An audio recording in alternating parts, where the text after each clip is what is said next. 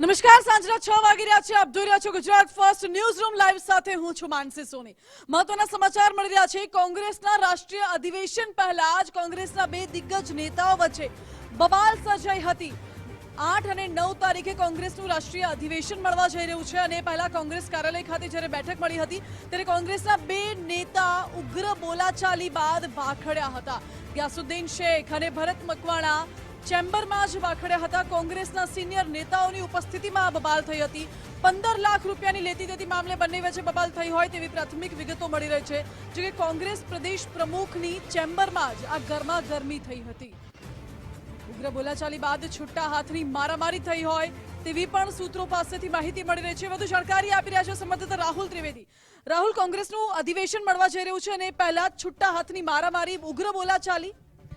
બિલકુલ 8 અને 9 માર્ચના રોજ ગુજરાતની અંદર 64 વર્ષ બાદ રાષ્ટ્રીય અધિવેશન મળવા જઈ રહ્યું છે, જેની અંદર ગુજરાતના નહીં પરંતુ સમગ્ર દેશના 2000થી પણ વધારે નેતાઓ આવવાના છે. ત્યારે આ બેઠકને લઈને કોંગ્રેસને તમામ જે કાર્યકર્તા હોય, એનયુસીઓના કાર્યકર્તા હોય કે કોંગ્રેસના કાર્યકર્તા હોય, તમામ લોકો જે છે એ તૈયારીનો આખરી ઓપ આપી રહ્યા છે.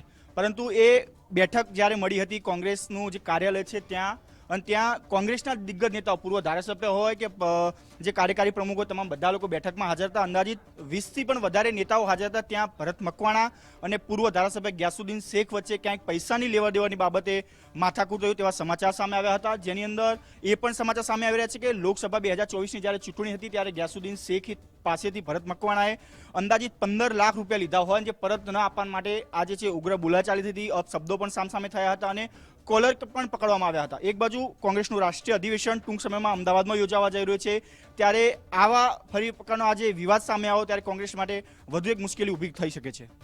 જી બિલકુલ રાહુલ, આભાર આપનો. એટલે કોંગ્રેસના અધિવેશન પહેલા જે બબાલ સર્જાય છે કોંગ્રેસ માટે વધુ મુશ્કેલી સર્જી શકે છે.